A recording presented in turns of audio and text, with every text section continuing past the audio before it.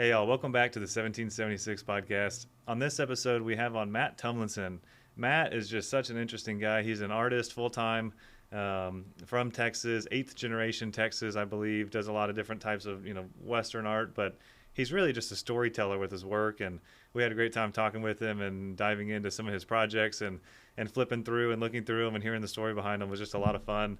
This is also the first podcast that we have a monitor set up, and so if you're just listening, you won't be able to see a lot of what we're talking about, but if you watch the video version, you'll be able to see some of his artwork and what we're seeing as we're going through this podcast. So hope y'all enjoy, and a quick shout out to our sponsor, Rambler Sparkling Water.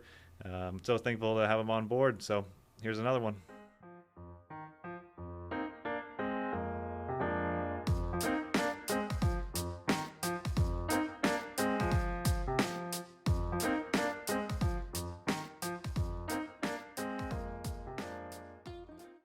Well, cool. Thank you, Matt, for coming on. Yeah, Appreciate having here. you. Right on. So how in the world did you end up, full-time artist? I feel like that's a tricky thing to do. I'm assuming you're a full-time artist. And so if you just want to maybe kind of give us your backstory and how you ended up where you are, it'd be great. So grew up always drawing, always. Are you from Texas? Yeah, 8th generation Texan. But yeah, just it's one of those things that's just, I don't know, maybe compulsively creative. But it's funny to that was always something I did, but just here in probably the last 10 years, I went full time and was able to make a career out of it. But it was just always something I did and tried to do a couple other things. And this was the drawing and creating thing was just always something that was there. And so finally I was like, man, let's push this to the forefront and sort of put the foot on the pedal there and see where we can go, and it's kind of taken off since then. But yeah, full-time artist. Yeah. Where did you grow up?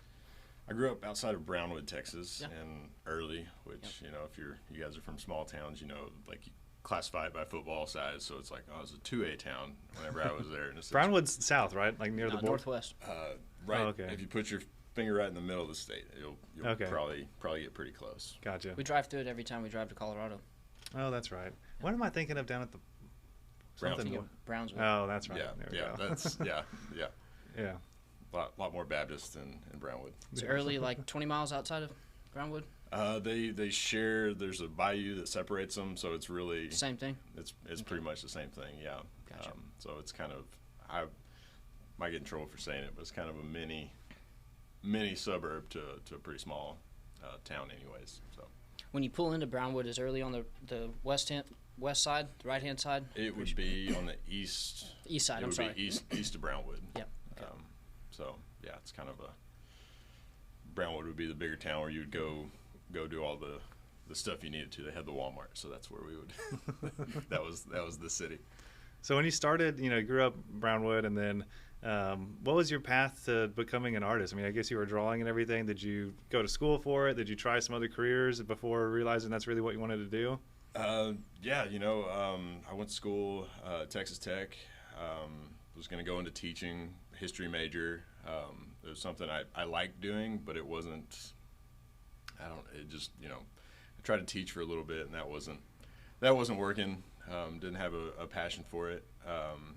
Did a couple other kind of random odd jobs, and sort of in that, I don't know, I feel like creatives tend to have a pretty interesting backstory to kind of, I don't know, you got to have stuff to write about, and like it just takes time, and while you're there, you're just kind of beating your head against the wall going, what am I doing here? Mm-hmm.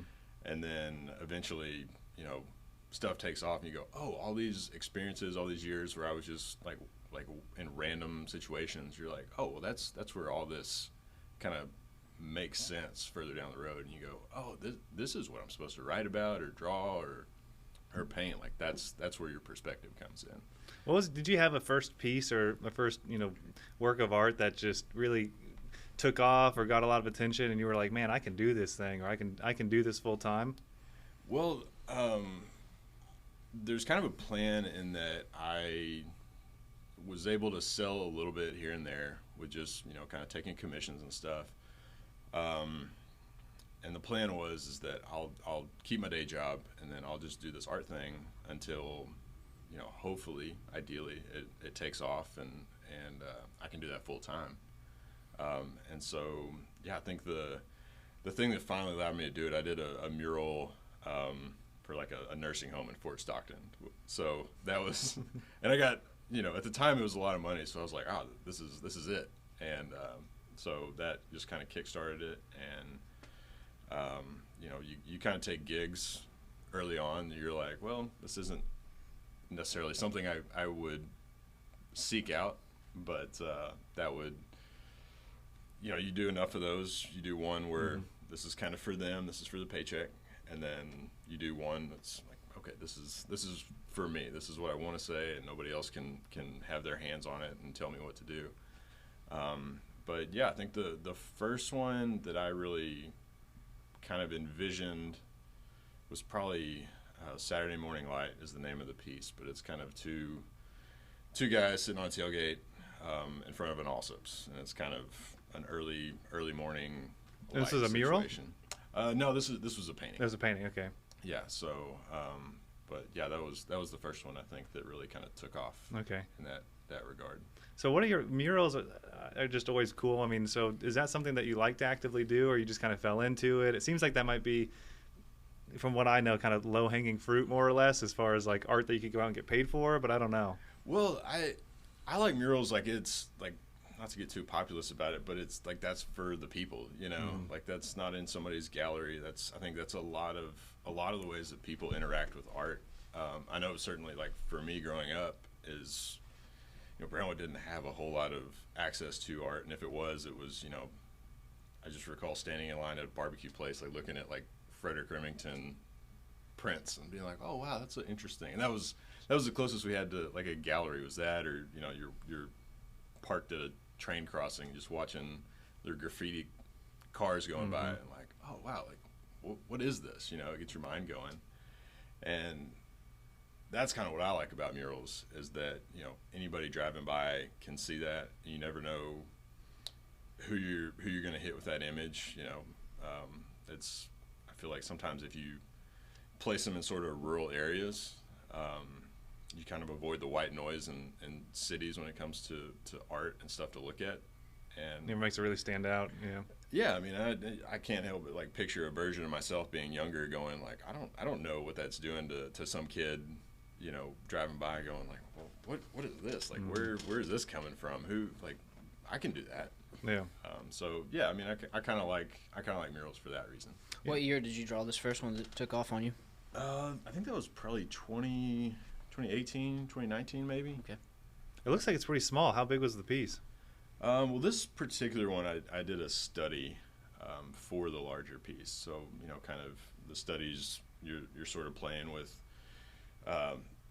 different elements within a painting just to kind of figure out, what do I like, what would I change if I do it bigger. So on this particular one, I think I probably took out the moon there behind it, just so you focus a little bit more on the figures in the foreground. But yeah, the piece that eventually came out of it, like the final piece, was probably 30 by 40. Okay. I think. So I haven't heard that before. I know very little about art, but you call it a study, and that's just like a test piece to kind of, you go ahead and paint it in a small version, get your color tones, spacing, that sort of thing? Yeah, exactly. Okay. Where you're kind of working on stuff, so you're not doing it on a bigger scale. You kind of figure out an approach for how you're going to paint it, because sometimes, in your head, like technique-wise, you go, okay, well, I'll do this color, and then I'll do, maybe this on the side, and you get into it, and you go, well, that's not working how I thought. So it's better to do that on a much smaller scale, so you're not, wasting time and material, I guess. Yeah, looking at something, I feel like there's always a point in any painting where you're looking at it and you're going like, oh my gosh, like have a crisis where you're just like, do I need to quit and just get another job? It always comes through in the end, but yeah. feels like there's always in every painting there's always that moment where you're kind of like, oh, just stick with it. I call it the awkward junior high years of a painting, where it's a little rough, it's a little wonky, but eventually it gets through there. But you kind of got to go through it. Yeah. What was your inspiration on this one? I mean, it's so simple, but there's something about it that really kind of draws you in. So I see why it took off on you. But what was the thought process behind this? Well, kind of going back to the small town experience. At the time where I grew up, early, there's really not much there in terms of places to eat. So I always thought there was kind of a poignant moment, and kind of, there's this Friday Night Light. People think of small town football and think of Friday Night Lights. The whole town comes out, but then kind of once you come down from that, you sort of have this like Saturday morning where it's kind of the opposite of that. It's quiet. You kind of beat up, nursing wounds, and there's something really nice about kind of going and eating, finding comfort the way that only a 16-year-old can, and gas station food, and just kind of being quiet and just sitting on a tailgate eating this thing. And then, that's,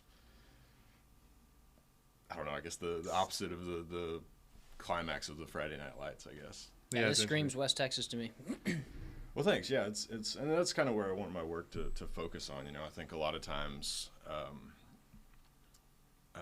people, just kind of have a service level understanding of some of these places, and you go, well, it's, cowboy hats and a Whataburger, and it's like, well, yeah, but if that's all you're attaching to a culture, like, it's a very shallow understanding of that culture. And so I hope that by kind of painting it on a deeper level, that you're kind of delving into a little bit more, like kind of what makes this place tick. Whenever I travel, I try to figure out, like, okay, what's like beyond just the look of the place, like what's the little things that make these places, like how can you describe a place but don't use some of these cliches. And so, and I paint this because that's what I know, that's what I grew up in, but so I think that kind of filters the way I look at the world personally. So yeah, that's great. How far will you travel? Excuse me, if someone wants to hire you to paint a mural on the side of their building or something, are you strictly local? Will you travel far? Yeah, I mean, I don't know if anybody's listening in Tahiti. I'd love to do a mural there, or Hawaii, or I don't know. Have paint will travel. Yeah, the prettier the place, the more willing I'm likely to travel there as somebody that's painted in, Rankin, Texas. So it's like just a small town outside of Midland. It's a little rough to look at, but so yeah. What are your favorite areas of West Texas? I don't know, man. I it's like trying to pick a favorite kid. I don't know if there's a particular one. I don't know. I try to be really grateful wherever I'm at. Be like, oh, this is my favorite. Like, I'm pretty notorious for, like, wherever I'm at, I'm like, I think I could live here. Like, and I don't know. It's just, I don't know if I have a favorite, but there's definitely, whenever you're in the moment, there's things that you're like, oh, this is just wonderful. Like, it won't get better than this. And then the next day you find a spot, and you're like, oh, this is my favorite spot. But I don't know. Balmorhea is pretty cool. I always feel like there's, I don't know, just a hot day and a cold pool. Like, that's pretty hard to beat. I haven't been there before. I've heard about it, obviously, and seen pictures, but that's a big spring-fed pool, isn't it? Where is this? That's in, well, it's Balmorhea State Park, but I think it's in Toyavale is the name of the town. But it's a natural spring, but the WPA back in the 30s built this rock structure around it. But it's a true oasis. And in school we took scuba diving classes there, and there's catfish and all these little Comanche pupfish, they're called, swimming around in there, and it's kind of a gem. Yeah. This is in West Texas? Yeah. I've never heard of it.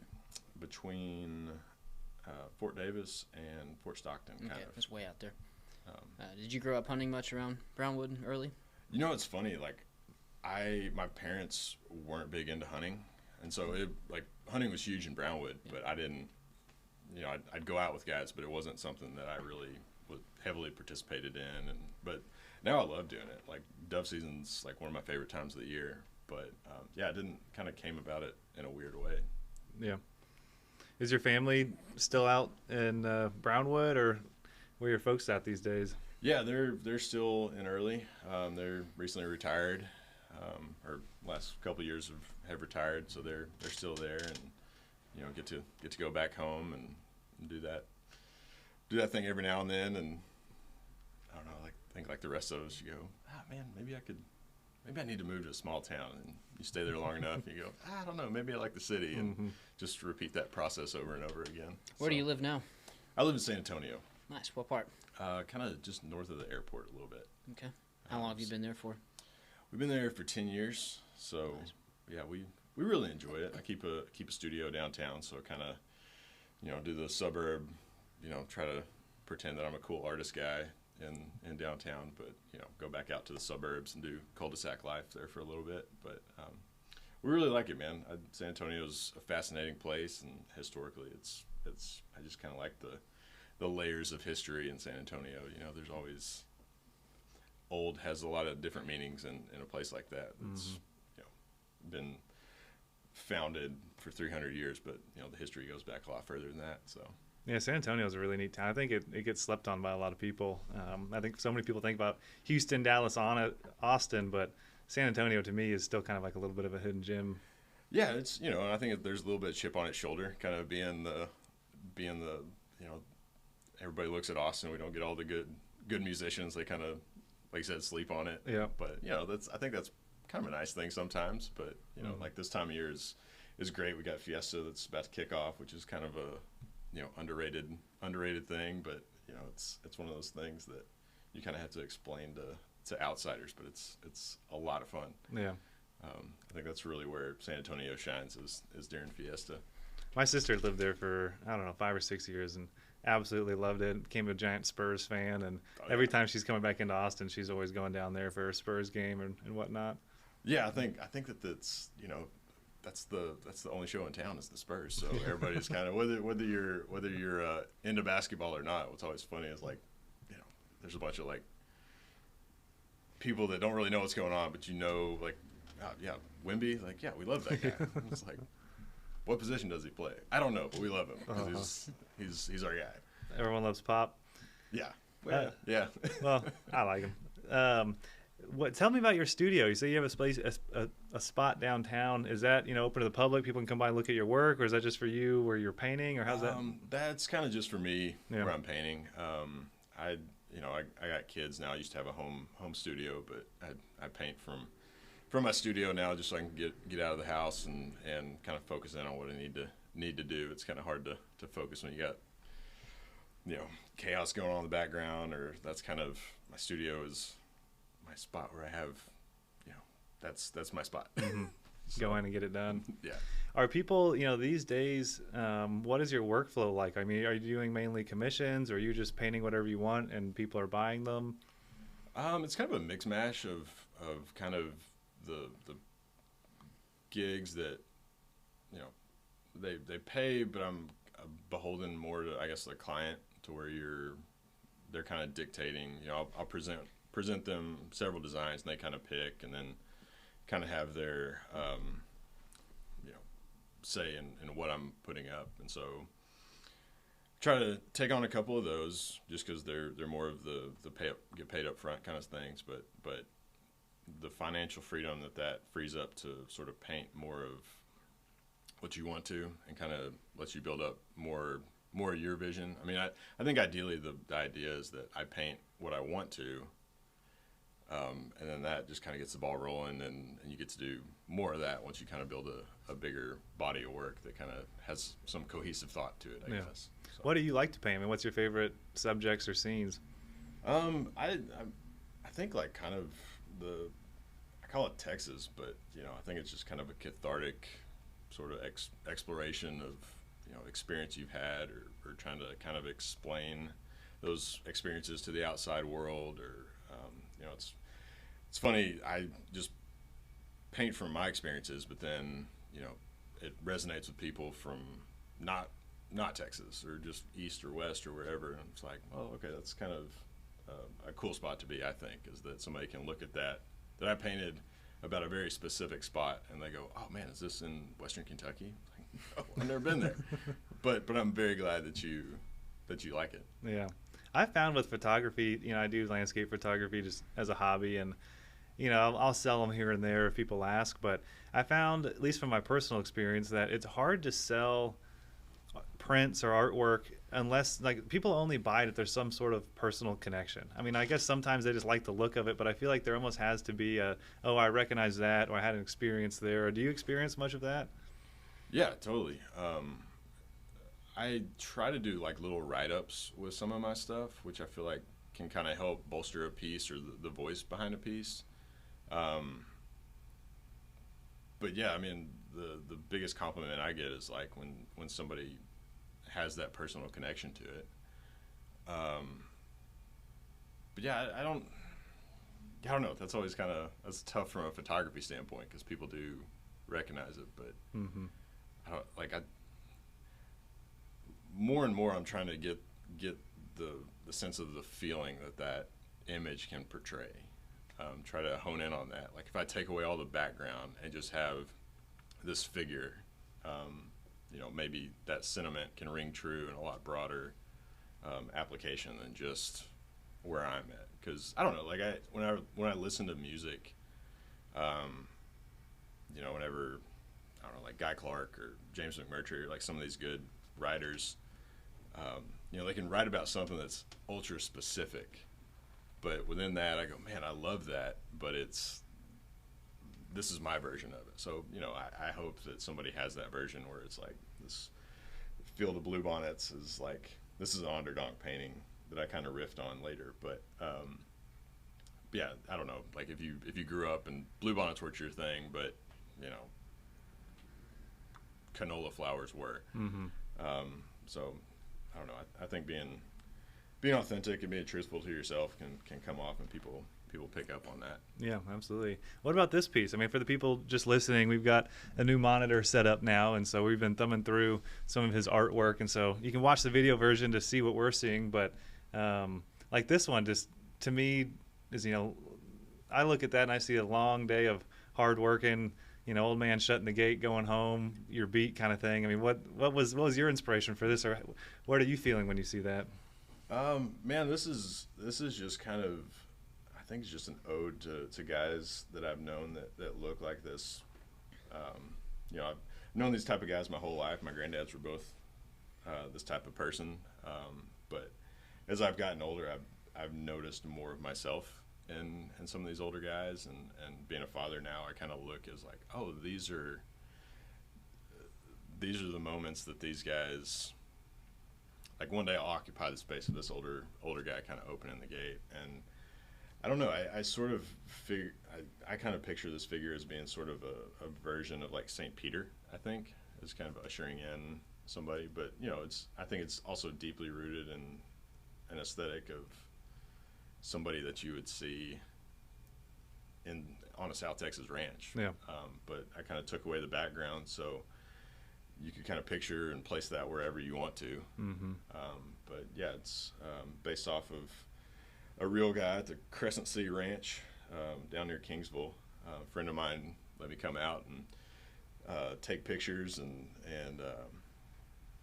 this is a ranch manager there named Charlie, and yeah, it was perfect. And for me, there's a part of Texas that I worry is sort of fading, and I feel like that's kind of my role, is to sort of capture some of these images, and more so the feeling of that time and place. And I think there's a lot more to Texas than just like cowboy hats and Buc-ee's and Whataburger, but trying to delve deeper into that and kind of showcase, like, okay, like you can still be Western without being sort of the stereotype. How do you have a more authentic view of Western? And that's my goal, is to like kind of capture that in a way that I feel is a truthful representation of the modern West. Yeah. So your shop where you paint in downtown San Antonio, are you selling your paintings out of there, or are most of your sales coming from online? I do a lot of prints. At some point in the future, I would like to have a show where I can kind of have all of these paintings all in the same place. I think like the body of work all together kind of has a better vision than just kind of seeing things one off. I think it makes a little more sense when it's all together. So I've been holding on to most of the originals, but yeah, I'm still working on getting a show and finding a space where I can kind of set all this up and sort of have my vision of what I want this show to look like when everything's all assembled together. Yeah, absolutely. When you get to that point and need to spread the word a little bit, let me know. I'd be happy to help. Oh yeah, for sure, man. I'm right now in the market for a wealthy benefactor that'll bankroll that like everybody else, you know. What's your process like? I mean, I heard you say that, you know, you photographed that guy on the ranch in South Texas, but are you starting with photographs most of the time, or, you know, what's your process? Then pencil? I mean, how do you work through?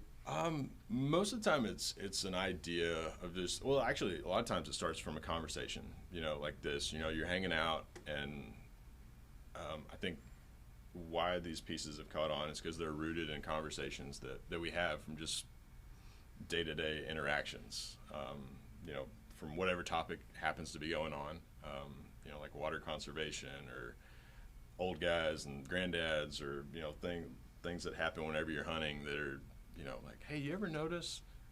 And so my head is kind of always in the clouds in that regard of just going like, oh yeah, and just kind of fade out and picture it and just go, okay. So I always keep a notepad on me just so I can kind of visualize it, take a note for later.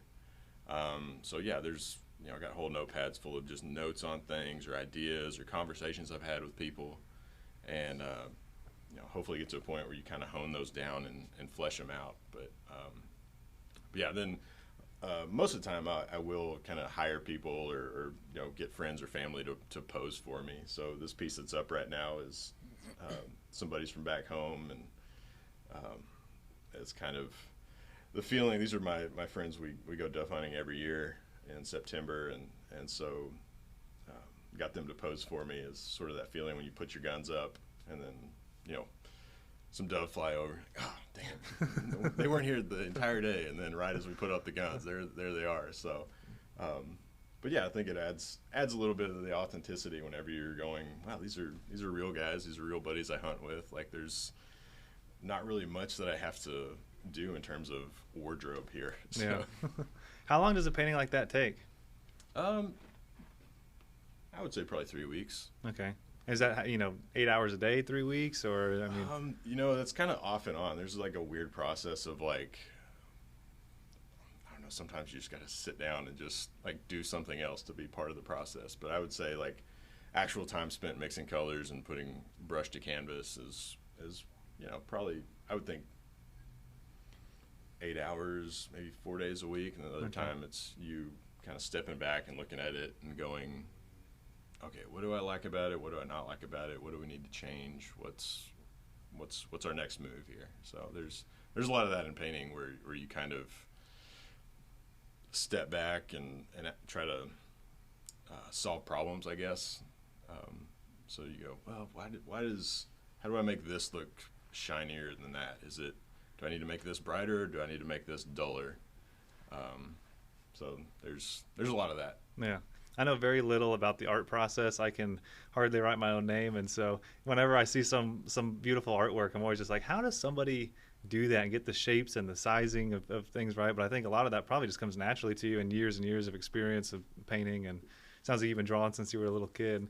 Yeah, I mean, that's like anything else. How do you get good at it? Mm-hmm. And I think that's kind of where passion comes in, is that, you know, you grow up with people that are fantastic natural artists, but they just, you know, for whatever reason, it kind of falls by the wayside. And, you know, I just had a passion for it, and some would say compulsively do that, but I enjoy it, you know. But you recognize that with anything else, is where, like, I like fishing, but, you know, to a point. Yeah. Hard to make money fishing. Well, yeah, I mean, I don't know. Now you got, I don't know, you set up a TikTok. And I guess, yeah, these days you probably could with media and all that. Try to explain that to your grandparents. What do you do? I'm a TikTok fisherman. Yeah. Yeah, these days it's pretty awesome with media, you know, being an artist or a photographer. Really, it just opened up the world to do anything you want. I mean, if you just have a passion for something and really push after it, put yourself out there, it's amazing what can happen. And I mean, I'm sure everyone hears about the success stories of all sorts of different people, from gamers to fishermen to painters to it's pretty incredible time that we're living in these days to have that opportunity. You know, you're not having to pull out magazine ads, or, I mean, as an artist, 50 years ago, I feel like that would be such a different struggle than what it would be today, where you can so easily approach the masses with your work and see if it resonates. Yeah, totally. Yeah, I mean, and that's kind of, for all its ills, like social media has been great for that, to where you've kind of upended a lot of these establishments and places, you used to have to go through record labels and stuff, and you see people that blow up just from being exposed to the masses, which is, I think it's great. But yeah, I mean, art's kind of the same way. I think it's like galleries operate different. Yeah, as somebody that doesn't necessarily fit in to the Western art scene, like, it's been great for me to see, like, oh, people dig this, but it's not, cowboys and sunsets or whatever, you know. And your typical Western art that you would imagine. Yeah, not that there's anything wrong with that. Like, Yeah. I'm not crapping on anybody, but it's yeah, I think that there's a story to be told there, even of modern day cowboys. It's like, yeah, but if I was to still go hang out with those guys on the 4.6s or whatever, you still have to, like, brush out, like, cell phone towers and stuff in the background. So, like, I'm more interested in sort of the authentic, like, telling the current day situation that's going on there. Yeah. What's the story behind this piece? Two guys at the bar. Old rancher was drinking a beer with a cigarette, other guy on his phone. It's I hesitate to talk too much about it just because I like hearing people's interpretation of it. To me, you got the modern cowboy on the left that's trying pretty hard with the Topo Chico and Got on the his jeans phone. rolled up. Yeah, and then you got the real cowboy who doesn't seem to give a shit, a little bit of a frown on his face, with the real mustache. That's what I see, is his jeans are actually dirty. He's got the Lone Star. Yeah.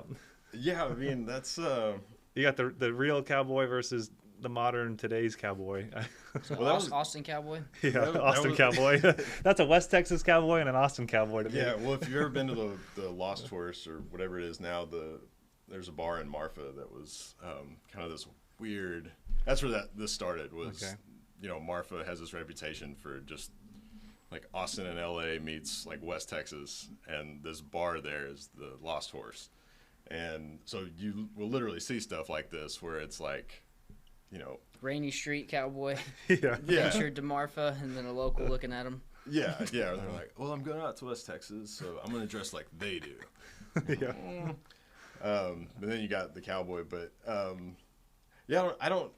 That was a fun one to do because I felt like I really like the details on there. I had a fun time with, because I was like, man, what's the like.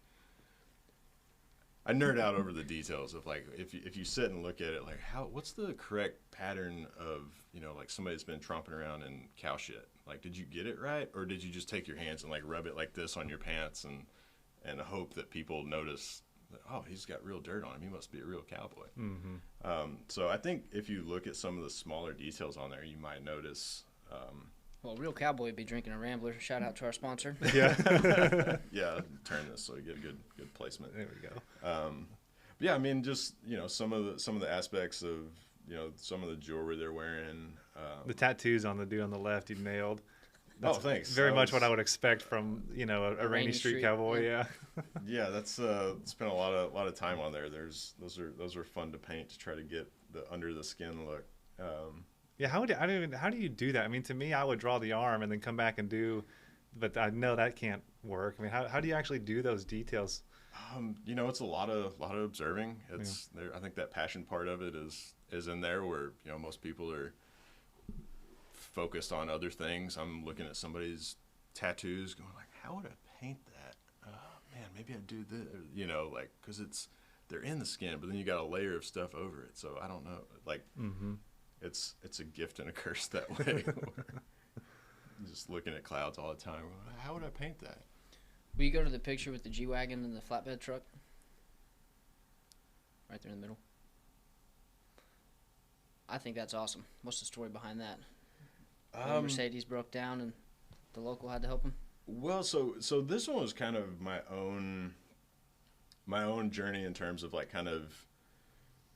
So the first thing that like the painting started out is I was at a rodeo in Wyoming, and it was like there's a lot of tourists there, and they were doing like a calf scramble, and this dad comes out with his kid and he's wearing white pants at a rodeo, which like blew my mind. I was like, first off, who can pull off white pants on their day-to-day life without, like, who's that confident that they're not going to get stuff on their white pants? But then also to be so detached that you're like, I'm going to rodeo, I'll wear my white pants.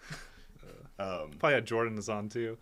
I don't remember what he was wearing, but I just remember like it stuck out to me, and I like in my head, like again, like going off in a whole nother direction where you're at the rodeo, and I was like in my head thinking about what's this guy's backstory, where's he from, and then kind of came around to like I don't know, like this guy's with his kids, he's at a he's doing new things, like who knows, like that kid, what's this? We live in a world where that kid could potentially grow up and be like, well, everything changed, and I went to a rodeo whenever I was 6, and that's how I ended up on this ranch doing cowboy stuff. You just never know. Yeah, I mean, you're not beholden to any one thing. So there's people that grow up in somewhere completely not cowboy land, and then they can work on a ranch. Like we live in that, and so this was kind of distillation of that idea of kind of an idea that I see happening, or an image that I see happening in the world, where you have sort of these kids that are, engaged in their $100,000 vehicle breaking down, and if you look closely, there's somebody in the cab of the old GMC there, or the Ram, and I think that's also a perspective of like this potential ranch kid that's like, oh man, I just grew up here and I want to go do something else, like maybe leave that behind. But I kind of leave that open to interpretation again for what the viewer sees, and like I think a lot of times we take it at face value and go, you roll your eyes at the hipster or the G-Wagon guy, but then if you sit down and think about it a little bit longer, it's like there's more going on here. It's not just this, and specifically in the world of ranching, I think about that's a very hard way to make a living, and I think a lot of people are choosing to do something different, and it's romantic from the outside, but whenever you get in it or you see it up close, you go, okay, like I kind of like that's a tough life day in, day out. Like it's fun for a weekend, but day in, day out, that's kind of a different story. And I think if more people kind of looked at it in that regard, I think that you kind of find a little more nuance in the perspective of some of this stuff. Yeah, very much so. Yeah, I like how the kid from the G-Wagon at the back of the truck kind of seems to be enamored by the old pickup and the dog on the back, and he looks like he's having fun, just kind of checking things out. And then you got the kid, or potentially the kid in the passenger seat who's over it, doesn't want to get out of the truck, and it's cool. It's such a interesting perspective on that. That's the thing, right? It's like living in the city now, it's like I can't wait to like find these like small town mom and pop things, whereas like when I did live in the small town, I was always like, man, we gotta go to Abilene, they got a Chili's there, and so it's just weird how you kind of romanticize the other side of the fence there, I guess. Grass is always greener. Yeah. I bet that old cowboy's having a hell of a time trying to figure out that computerized engine. He can fix that RAM any day, but yeah, that's you can kind of imagine the conversation there, but yeah, I don't know. You never know. What's wild now is like kind of knowing more of these old cowboy types is you just never know what's going on. Like, well, I got a son that's in tech, or just I manage. I forget who's out in Van Horn. Is that Bezos that has space? Oh yeah, whatever. Like that's what's so wild to me is that you go out there and they'll complain, well, these spaceships are spooking my cows. Like, it's such has that sentence ever been said? Oh man, that's pretty funny. There was a Bezos doing that 10,000 year clock or whatever out there. It's pretty wild inside a mountain. Oh yeah. There was a piece on there earlier that was like a Buc-ee's or something. What's the story behind that one? It was like looked like a tiny little Buc-ee. Yeah, that one. What in the world is that? I don't know. Did you just find that and take a picture of it? It was out there. Yeah. Yeah. Sounds like there's more to the story here. Is that by Marfa? That's in between Marathon and Sanderson. Okay. Marathon, they correct you whenever you. Marathon. But yeah, it's in between Marathon and Sanderson. But yeah, there was there was a tiny Target out there that was in the same type of building, and now Yeah. there's the world's smallest Bucky. I remember seeing that Target. Was that the actual same structure? No, they were repeater stations for, like, to boost signal over Okay. along, I think it's like Southwestern Bell old. Mhm. So they've been pretty out of commission for a long time. Gotcha. And so people are just going out there and turning them into various supermarket stores, basically. Yeah, it's kind of the Prada Marfa's out there. Yeah. So it's kind of I don't know. I think it's a Bucky's is so over the top that it's kind of funny to see one that's just a closet. I don't know much about the backstory on the Prada Marfa, but that was actually by Prada, though, right? Isn't there real merchandise in that store that's just for like an art display? Yeah, so I don't know. I can't remember the name of the artist that did it, but originally it was kind of a commentary. Like, they're putting it out in the middle of nowhere because it's not even close to Marfa. Like, it's an hour from Marfa, but it was supposed to decay over time. But I think within like a week of being there, somebody ran their truck through it, stole the purses, and it was like, well, yeah, I mean, that's going to happen. But yeah, so now I don't. That in and of itself is kind of funny, where like people realize like the value in like stopping somewhere like this, or what it could do, and so they kept it up and kind of went against the original artist's intent was to have it kind of naturally decay, but it's become so popular, and so now it's like, well, we got to keep it up. Like, why else would somebody come out here? Mm-hmm. Yeah, it's turned into such a spot for people to go and get their Instagram picture or whatever in front of, and that's interesting though. I didn't realize that it was. So Prada hired an artist to do it, or did he just do it on his own? The artist did it on his own, and I can't remember the exact backstory. But there was another famous artist that lived out there that did all the artwork for like a lot of rock bands in the 70s. Elder Boyd, Eagles album covers and stuff, but he was kind of the caretaker for this. I think I got that right. Okay. I can't remember the people actually put up the Prada thing, but interesting. So yeah, I don't know, like how beautiful is that? Just I don't know, it's kind of a stark. I don't know. It's just that's a very interesting take of just out in the middle of nowhere, and you got this Prada store. Absolutely. Do you have a favorite work of art that you've done so far, or one that you look back on that good memories, or just you're proud of, or do you have a number one, or a top three, or anything like that? Yeah, I don't know. I always say that like the latest piece is usually my favorite, but I think as far as like having an immediate impact, like I kind of like the stuff that has a voice of kind of conservation. I've done a couple pieces that kind of play on a subject that I'm passionate about, which is kind of how do we grow as a state, as a country, and preserve our natural resources. And so I think kind of shedding a light on that with some of these paintings is there's one where it's a guy taking a picture. It's like a bulldozer operator that took a picture, or it's like he climbed out of the bulldozer, stopped what he's doing, and take a picture of bluebonnets, and then he's going to keep going over it, which I feel like is a pretty good metaphor for sort of where we're at, and as far as like kind of loving things to death. Mm-hmm. And I don't know. I think that's there you go. I think that's kind of a conversation that we have a lot, but to kind of put it into one picture, I was kind of proud of how that came out. Yeah, that's a powerful piece right there for sure. Any big projects 2024 you're working on? What's next? I got a couple in the works. Nothing I can really talk too much about. Like the big show is always down the. Still kind of trying to figure out how to make that happen.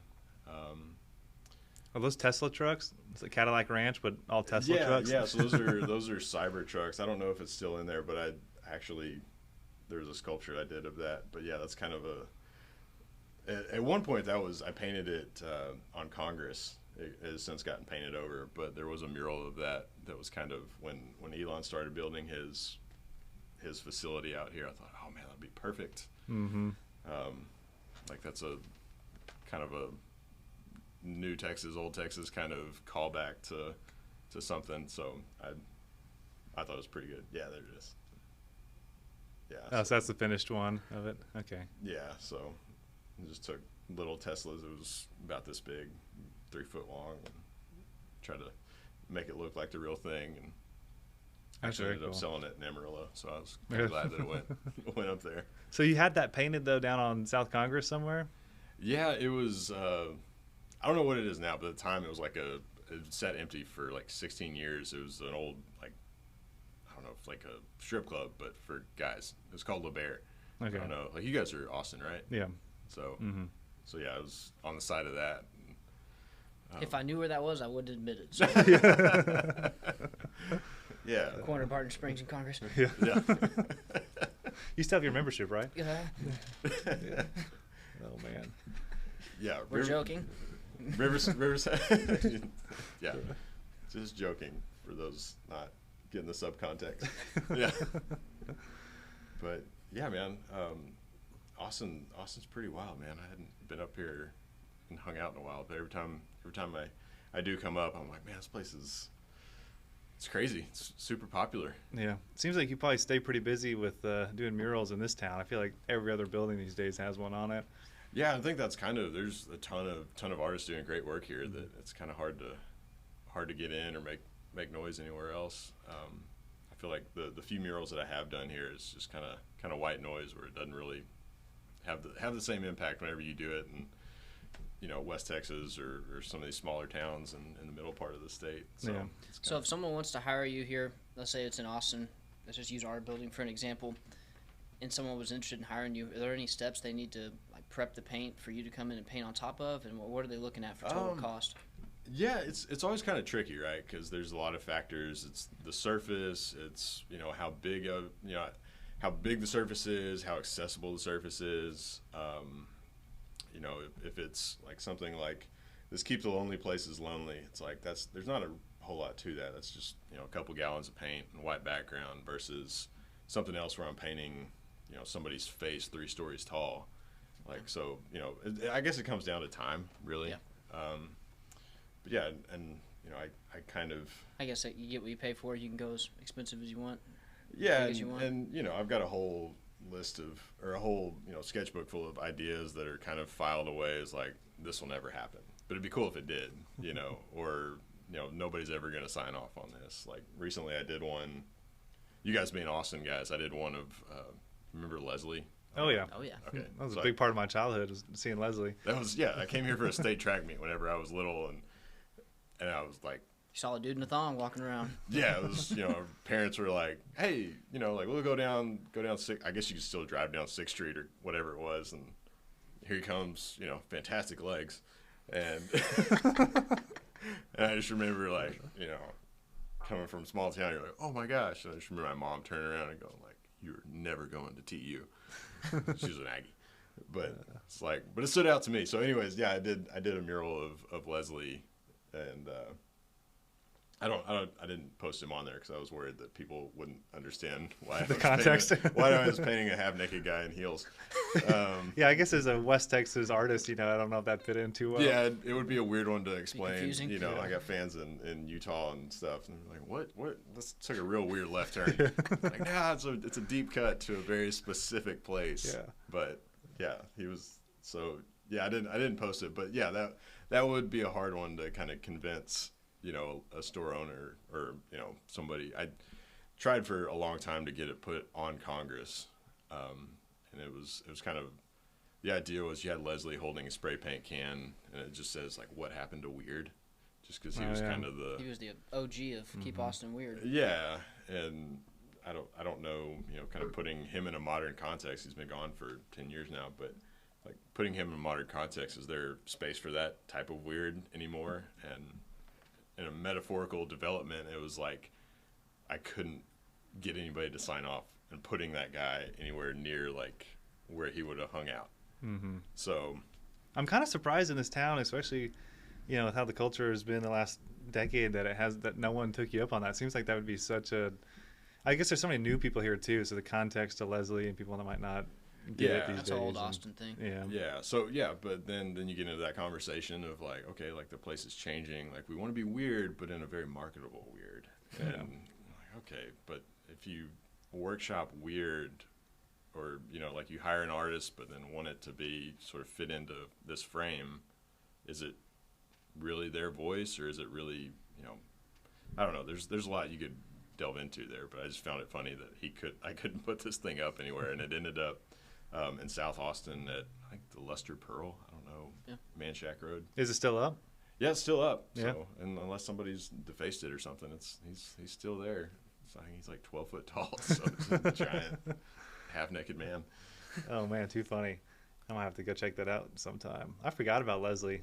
So you brought him up. It's been so long. I remember him running for mayor, and oh man, all sorts of memories. I remember as a kid, me and my sister, we had cousins. My cousins live in California, and they came into town. We were probably in middle school, and my sister starts talking about Leslie, and they didn't believe us. My dad's like, get in the car. And I remember just driving downtown, and we like hunted down Leslie, and there he was, like riding by. I think we saw him on a bicycle and a thong going by, and it was that's like, a view. yeah, it's like, there you go. Yeah. Oh, there's a picture of him. Oh man, Yeah. I miss Leslie Yeah. for how ridiculous he was. Well, that's He kind was of ahead of his time. Yeah, he actually got some votes too when he ran for mayor. I couldn't. Yeah, I mean, this. My Yeah, God, he was a freak. yeah. He's, but like that's what's so funny to me about, like, in terms of culture or things that are out of the ordinary, reasons why you travel. It's like, what happens whenever it's just kind of a homogenized, oh yeah, we have that here, or it's kind of like this place. Yeah. For the people just listening, APD, kiss this. Yeah, keep just listening. These images are not the greatest. Yeah, that's all of them too. There's not like a modest Sunday version of Leslie. No, That's there all. wasn't. If I remember correctly, I want to say that someone in Westlake ended up giving him a house or letting him live. So he was actually living in like a big house over in Westlake during the like last part of his life, which is just wild. I think when he was running for mayor and all that. Good for him. Yeah, it was just that was the Keep Austin Weird days. Yeah. Well, Matt, what did we miss on your story? What else should we dive into? Anything new coming up? I know you're trying to put a gallery together. I mean, what else you got going on?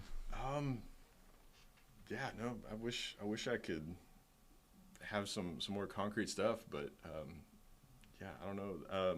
You had some of those Onderdonk paintings, the no trespassing one. I feel like that's kind of a one that y'all might like. But these are, so Julian Onderdonk was a painter in San Antonio native. Like, his house is still there, not far from my studio, which is pretty cool.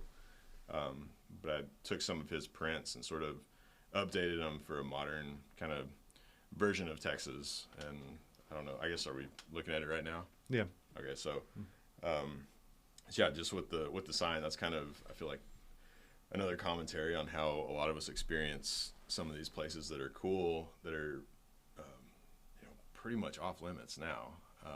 And so the original idea was to try to recreate some of these paintings in his style from the same, try to see if I could find some of these spots, but just ran up against a lot of issues with private land, and it's kind of a rough state to be in terms of like public access.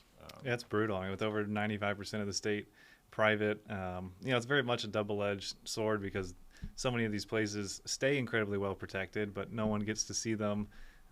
And yeah, I mean, there's places like Hamilton Pool, dozens of them all across this area on private property, that I really wish landowners would do some sort of, a lot of them are in conservation easements, which is great, so they are protected in perpetuity, but I wish there's more preserves and people able to access them, even on a very limited level. And so that's definitely something I'm really pushing for, and I hope as the growth continues in Texas that maybe some of these places will start to open up and people might have some access to them. But it's tricky because they are staying so incredibly well protected, or at least most of them are. Yeah, but you can't. But you can't go, so it's so tricky. So if a tree falls in the forest, can you still go swim in a swimming pool if it's kind of behind a private fence? Mm-hmm. So yeah, I don't know. That's kind of, I'm with you on that point. It's like, if as people move into the state and we get more and more Texans, it's like, how do you show your love for Texas? And it's like, well, let's protect this. Let's figure out a way to like have access to all this great stuff, but also, think about a little bit more about how we're building, I think, is a lot of it, how we're using our resources. And I think it's, as Texans, we wave our flag a lot, but it's like, well, let's put our money where our mouth is on some of this, and show our love for it by loving it in that way. Yeah, very much so. Well, cool. Your work is incredible. Yeah, that bluebonnet picture of the bulldozer is really neat. Where do you have you sold that one? Or do you have prints of that available? Yeah, there's prints available of most of these. Okay. But yeah, it's pretty wild to see where they turn up. Yeah. You know, I've shipped them to Australia, Norway, I think South Korea. So I don't know what that says, but it's pretty.